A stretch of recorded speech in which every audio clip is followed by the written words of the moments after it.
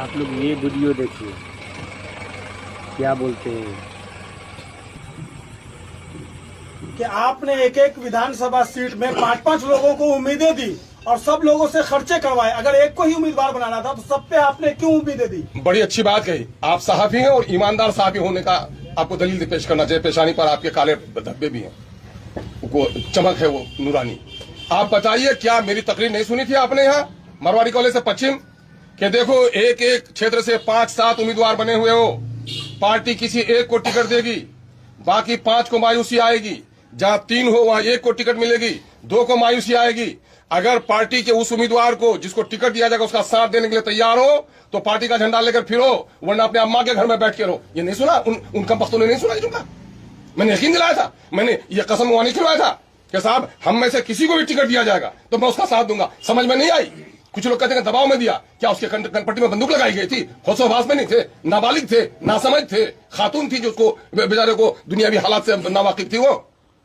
अच्छा, ये आम बात है कि 90 लाख रुपए हेलीकॉप्टर के लिए जमा करना होगा, ये चर्चा में इस पर मैं कह रहा हूँ, सब लोगों को कह रहा हूँ, आज भी कह रहा हूँ कि भेजो। एक एक इलेक्शन में लोगों के खर्चे हो रहे हैं, 90 लाख नहीं 1 करोड़ से ज्यादा में कॉन्ट्रैक्ट हुआ है उसका। ये कौन भरेगा? अब इसी साहब का बाजार भरेंगे, अस्तुल बैंक का बाजार भरेगा। इलेक्शन आप लड़ेंगे तो नहीं बढ़िएगा पैसा। तो यहाँ पे ये बात। अच्छा, उसके बाद सुनिए, उसके बाद मैं सुनू और उसके बाद सुनिए, एक एक कैंडिडेट को 3-3 बार लोकल अखबार में आप लोग लेते हैं उसका काम, और नेशनल मीडिया में देना है, टीवी में देना है। और पिछले बार इलेक्शन लेकर के चले लड़के भाग गए, पार्टी फंस गई, पैसे हम लोग को पे करने पड़े। अभी भी कई लोगों को कहा गया कि भाई उसके पैसे एडवांस कर दो, नहीं दिए और अभी तक नहीं दे रहे हैं। तो आप किसी के अंदर की बात, मेरे बावर्ची खाने में क्या पकड़ा है उसके बारे में बड़े फिक्रमंद आप। भाई तुम इलेक्शन लड़ने आए हो। चलिए, ये बात तो हो गई। सीमांचल पिछड़ा है, सीमांचल की पसमानदगी की अक्सर आप लोग बात करते हैं, इमाम बात करती है।